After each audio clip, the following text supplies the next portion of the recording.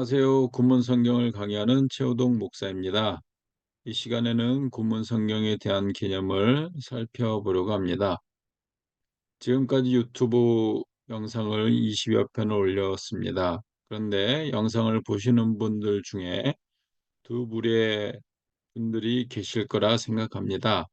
첫 번째 부류는 구문 성경이 무엇인지를 이해하고 보시는 분이 계실 것이고, 다른 한 부류는 소개를 받아서 보셨든지 아니면 우연찮게 다른 영상을 보시다가 호기심에 들어오셔서 보신 분들일 것입니다.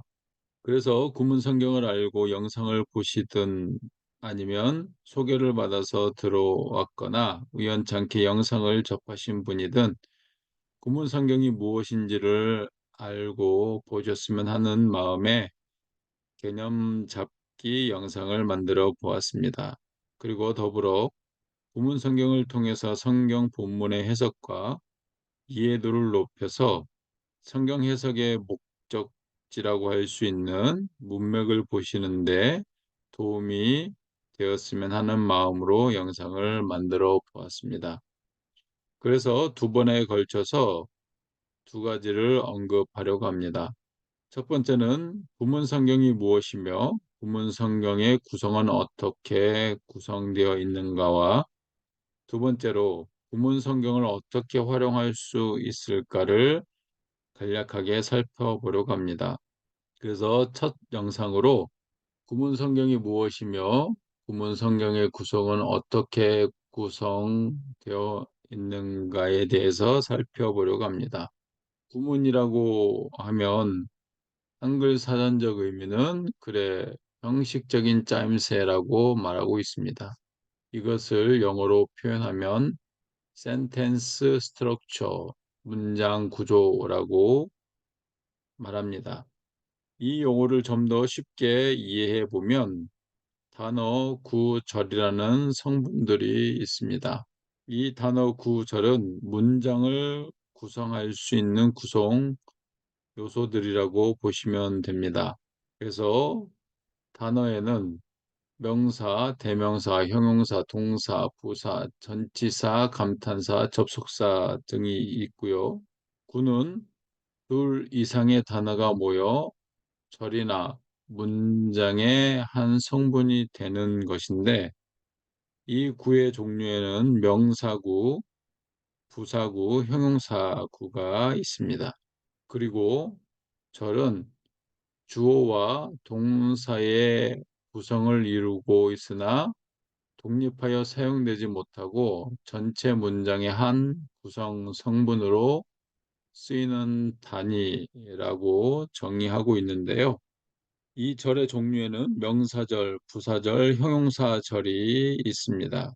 그래서 이런 단어 구절의 성분들을 가지고 주어와 동사를 만드는 것을 문장이라고 말합니다. 이 문장을 구문 성경에서는 주절이라고 표현하기로 약속하였습니다. 그리고 주절의 주어가 될 수 있는 성분은 명사 단어, 명사구, 명사절이 있습니다. 그리고 주절의 동사가 될 수 있는 것은 헬라어에서는 직설법, 명령법, 그리고 희구법이 주절의 동사가 될 수 있는 조건을 갖추고 있습니다. 그리고 문장, 즉 주절의 주어와 동사를 수식하는 것들이 있습니다. 주어는 명사 단어, 명사구, 명사절이 주어가 될 수 있는데, 명사 단어, 명사구, 명사절 중에 어떤 것이 주절의 주어가 되느냐에 따라서 다양하게 수식을 받을 수 있습니다. 예를 들면 명사 단어가 주어일 때 소유격, 형용사, 형용사구, 형용사절이 수식을 할 수 있습니다. 그리고 명사구가 주어일 때는 명사의 형식과 동사의 형식을 동시에 취할 수 있기 때문에 목적격, 역격, 소유격, 부사 중에서도 부사 단어, 부사구, 부사절 등이 수식을 할 수 있습니다. 그리고 명사절이 주어일 때는 명사절 내에도 주어와 동사가 있기 때문에 문장, 즉 주절의 주어와 동사를 수식하는 형식의 확장 형태라고 보시면 될 것 같습니다. 그리고 문장, 즉 주절의 동사는 헬라어에서 직설법, 명령법, 그리고 희구법이 주절의 동사가 되는데, 동사를 수식하는 성분은 명사, 부사 중에서도 단어, 부사구, 부사절, 형용사 등이 있습니다.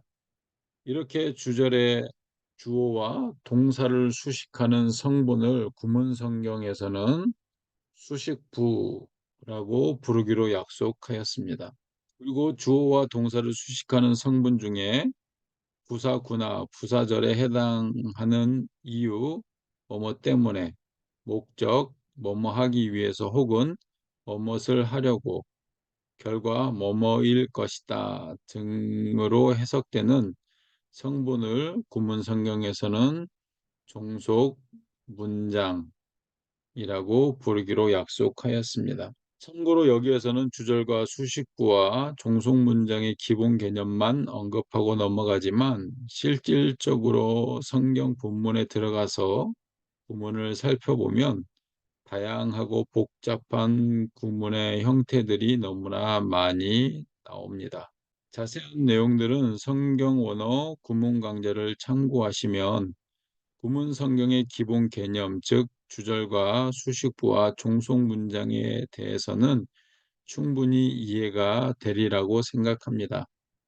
그리고 구문을 통해서 성경의 배열을 하는 것은 영작하듯이 구문을 만든다고 생각하시면 되실 것 같습니다.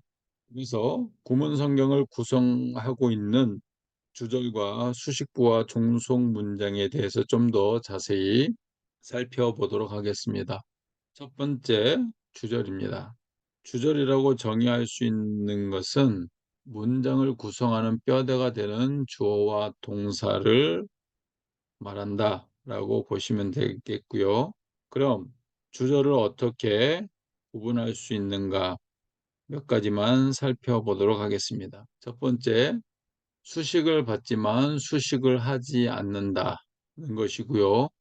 두 번째, 주절의 동사에서 법, 즉 직설법, 명령법, 희구법을 가지고 있는 동사가 주절의 동사가 될 수 있습니다. 그리고 가장 간단하게 확인할 수 있는 것은 구문 성경을 만들어 놓은 상태에서 주절은 영상에서는 빨간색으로 표기된다라는 것입니다. 그리고 두 번째로 수식부입니다. 수식부라고 정의할 수 있는 것은 다른 단어나 구와 절을 꾸미는 것들이라고 말할 수 있습니다. 그럼 수식부를 어떻게 구분할 수 있을까? 몇 가지만 살펴보면요. 수식부는 다른 것들을 수식하기도 하지만 수식을 받을 수도 있습니다. 그리고 두 번째로 수식부의 부호는 니은자 하나를 수식부 앞에 붙여서 수식하는 대상을 알려줍니다. 그래서 수식하는 대상이 수식을 받는 대상보다 아래에 위치하고 뒤에 위치하게 하여서 수식부가 수식하는 내용을 수식하도록 표기하였습니다. 그리고 세 번째로 헬라어에서 주절의 주어와 동사를 뺀 나머지는 모두 수식부에 속한다라고 보시면 되겠습니다. 앞에서도 말씀을 드렸지만, 예를 들어서 단어로 본다면 명사, 대명사, 형용사, 부사, 감탄사가 수식부가 될 수 있고요. 그리고 구로 본다면 부정사구, 분사구, 전치사구가 수식부가 될 수 있습니다. 그리고 절로 본다면 명사절, 부사절, 그리고 형용사절이 수식부가 될 수 있습니다. 그렇기 때문에 주절보다는 수식부의 범위가 월등히 크고 넓으면서 다양한 형태가 나오는 것을 볼 수 있습니다. 그리고 세 번째로 종속 문장입니다. 종속 문장이라고 정의할 수 있는 것은 이유나 목적 그리고 결과를 나타내는 문장이라고 말합니다. 그럼 종속 문장을 어떻게 구분할 수 있을까? 간략하게 설명하자면 첫 번째로 수식구에서 구나 절에 해당하지만 구나 절의 해석이 이유나 목적 혹은 결과를 설명하는 것을 구문 성경에서는 종속 문장이라고 약속한다고 말씀을 드렸습니다. 그리고 종속 문장의 부호는 쌍니은으로 표시하며 종속 문장의 위치는 주어와 동사 사이에 위치해 있음을 볼 수 있습니다. 그리고 세 번째로 헬라어에서 이유를 나타내는 종속 접속사는 주로 가르나 호티가 사용이 된다라는 것이고요. 네 번째로 목적을 나타내는 종속 접속사로는 히나가 목적을 나타내는 종속 접속사로 사용이 된다라는 것이고요. 다섯 번째로 헬라어에서 결과는 명령문 다음에 대등 접속사 카이가 나오고 미래 직설법 동사가 나올 때 미래 직설법 동사가 결과를 나타낸다라는 것이고, 그리고 결과를 나타내는 종속 접속사로는 포스테가 결과를 나타내는 종속 접속사로 사용이 된다라는 것입니다. 이렇게 구문 성경에서 사용하는 주절과 수식과 종속 문장에 대한 개념과 구분하는 법을 살펴보았습니다. 참고로 여기에 언급된 주절과 수식과 종속 문장에 대해서 정의한 것은 가장 기본적이면서 맛보기에 해당한다고 보시면 됩니다. 그러나 실질적으로 성경 본문에 들어가서 구문의 기본인 주절과 수식과 종속 문장에 적용할 구문의 형태가 너무나 많기 때문에 모든 것을 나열할 수가 없고, 제가 영상으로 올려드리는 성경 원어 구문 강좌를 참고해서 공부하시면 좋을 듯 합니다.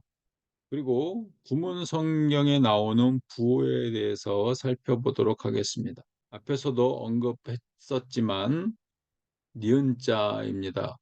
이 니은자는 수식구라는 것을 나타내고 있고요.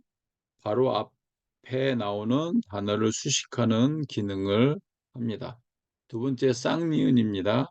이것은 종속 문장이라는 구호입니다.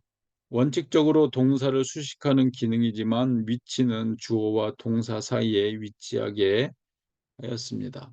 그리고 세 번째로 대가로입니다. 구문 성경에서는 세 가지의 기능을 하고 있습니다. 첫 번째 기능은 원전에 기록되어 있는데 개역 개정에 해석하지 않았을 경우 구문 성경에서 원전에 기록된 내용을 해석했다라는 의미로 사용하였고요. 두 번째 대가로의 사용은 원전에 기록된 것을 개역 개정에 해석을 했는데 구문 성경에서는 원전의 의미를 보강하는 의미로 해석했다라는 의미로 사용하였습니다. 그리고 대가로 세 번째 기능은요, 종속 문장에서 종속 문장의 의미를 표현할 때 사용했는데요. 이때 대가로 안에 세 가지의 내용을 첨가합니다. 먼저 한글로 이유, 목적, 결과 중에 하나를 기록하고, 두 번째로 원전의 종속 접속사를 기록하고, 마지막으로 영어의 종속 접속사를 기록하게 됩니다. 그리고 네 번째, 꽃, 화살, 가로입니다. 꽃, 화살, 가로의 기능은 두 가지인데요. 첫 번째, 원전에 기록되지 않았지만 문맥상 있어야 하는 내용을 구문 성경에서는 첨가했다라고 의미할 때 사용하였습니다. 그리고 홑, 화살, 가로, 안에 세 개의 점이 있는 꽃 화살 가루의 기능은 원전의 의미에 비해서 불필요한 해석이라고 판단해서 생략했다라는 의미로 사용하였습니다. 그리고 다섯 번째로 70% 명암인데요. 개역 개정에서 해석했는데 실질적으로 원전에 없는 것이라는 것을 알리면서 생략했다라는 의미로 사용하였습니다. 그리고 마지막 여섯 번째로 점선입니다. 점선의 기능은 영상에서는 나오지 않습니다. 그러나 책에는 프린트물로 받아보시면 점선이 표기가 되어 있는데요. 그들의 주어나 동사가 1대1일 경우에는 점선을 표시하지 않았습니다. 그러나 주절을 제외한 전래 문장이나 수식구라고 하더라도 주어와 동사가 1대1일 경우에는 점선을 표시하였습니다. 그리고 주어와 동사가 비율이 맞지 않을 때가 있습니다. 예를 들면 주어 하나에 동사 3개가 나온다든지 아니면 주어 3개에 동사 하나가 나왔을 때 서로 혼선을 빚지 않기 위해서 주어와 동사를 연결하고 있다는 의미로 사용하였습니다. 그리고 주어와 동사 그리고 종속 문장이 연결될 때 종속 문장이 주어와 동사와 연관 있다라는 것을 나타낼 때 사용하였습니다. 그리고 가끔씩 수식구가 복잡하여 내용들이 엉켜 있을 때 혼선을 빚지 않기 위해서 점선으로 관계되는 내용을 연결할 때 사용하였습니다. 그러면 구문 성경을 통해서 구문 성경에서 사용하는 주절과 수식구와 종속 문장에 대해서 예를 들어 설명해 보도록 하겠습니다. 용례 첫 번째로 요한복음 1장 12절과 13절 말씀입니다. 개역 개정은 영접하는 자, 곧 그 이름을 믿는 자들에게는 하나님의 자녀가 되는 권세를 주셨으니 이는 혈통으로나 육정으로나 사람의 뜻으로 나지 아니하고 오직 하나님께로부터 난 자들이니라 라고 기록을 하고 있습니다. 그래서 요한복음 1장 12절과 13절을 구문 성경으로 만들어 보았습니다. 먼저 오른쪽에 보면 각 줄마다 구문이 가지고 있는 품사를 기록했습니다. 그가 주셨으니는 주절로 주어와 동사라는 것이고요. 권세를은 명사로서 목적격이라는 것이고요. 그 다음에 자녀가 되는, 자녀들이 되는이라고 원전의 내용을 해석했지만 보다 원전에 가까운 해석을 표현하기 위해서 대가로를 사용했다라는 것을 보여주는데 이것은 부정사로서 형용적 용법을 하고 있다라는 것이고요. 그 다음에 하나님의는 자녀들을 수식하는 수식부가 되기 때문에 명사 소유격으로 사용이 됐다라는 것이고요.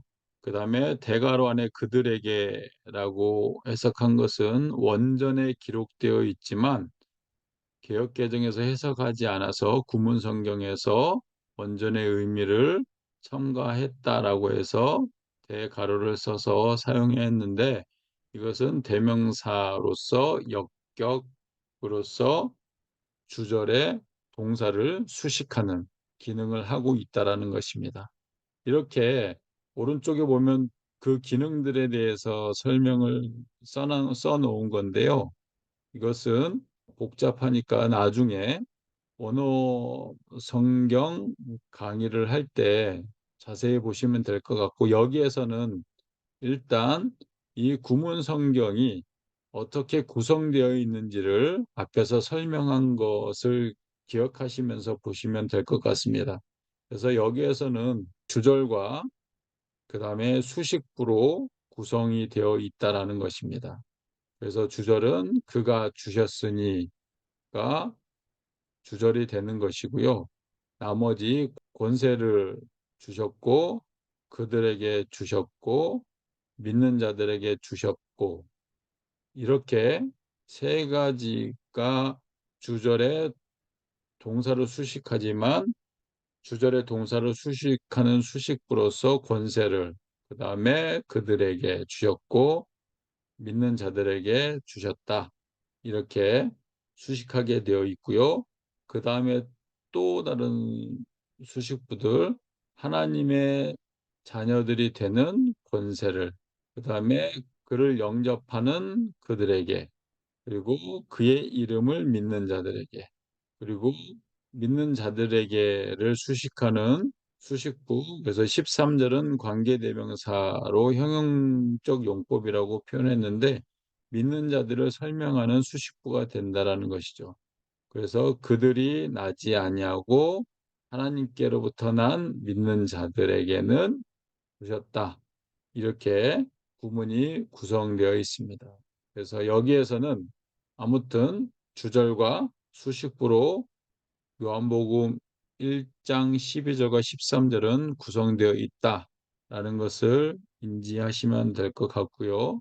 우리가 그래도 가장 많이 암송하고 있는 요한복음 3장 16절 말씀을 개역개정으로 보면 하나님이 세상을 이처럼 사랑하사 독생자를 주셨으니 이는 그를 믿는 자마다 멸망하지 않고 영생을 얻게 하려 하심이라 라고 기록을 하고 있습니다. 여기에서 주절은 하나님이 사랑하셨다라고 해서 전래 주절 이렇게 표현을 했고요. 그다음에 세상을 그다음에 이처럼은 사랑하사를 수식하는 수식부가 되겠습니다. 그래서 니은자 하나가 붙었고 바로 앞에 전래 주절의 동사를 수식하기 때문에 세상을 사랑하셨다. 이처럼 사랑하셨다라고 수식구로 표현하였습니다. 그리고 구문 성경에서는 이제 결과 그래서 호스테, so that 이렇게 표현을 하는데 결과로 되어 있습니다. 독생자를 주셨으니가 사랑의 결과라고 볼 수 있는데요. 그래서 하나님께서 세상을 이처럼 사랑하셨다. 결과 그가 주셨느니라. 유일하신 아들을 주셨느니라. 그래서 종속 문장이지만 주어와 동사로 구성이 되어 있고 결과의 동사인 주셨느니라를 수식하는 수식부가 있는데 유일한 아들을 주셨다. 이렇게 수식부로 동사를 설명하고 있습니다. 그리고 그가 주셨으니의 목적이 나오는데 희나절이고요. 그다음에 so that may로 목적을 나타내는 종속 문장입니다. 그래서 그를 믿는 자마다 멸망하지 않고 오히려 영원한 생명을 소유하게 하려고 주셨다라고 수식하면 되겠습니다. 그래서 여기에서도 내용보다는 이 관계성에 대해서 잘 보시면 좋을 것 같은데요.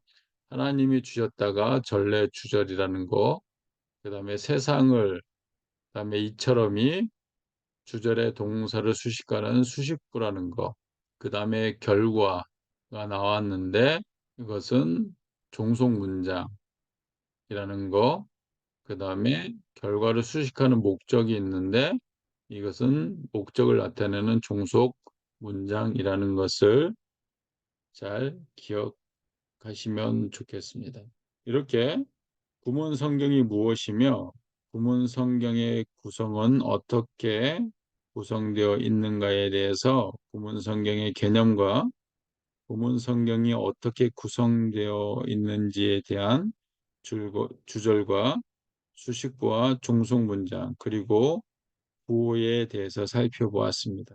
그리고 요한복음 1장 12절과 13절과 요한복음 3장 16절을 가지고 이론을 대입해서 실질적으로 만들어진 구문 성경을 살펴보았습니다. 구문 성경의 기본 개념을 잘 유념하셔서 구문 성경이 더 유익해지고 구문 성경을 구독자분들의 것으로 만들어 가셨으면 좋겠습니다. 감사합니다.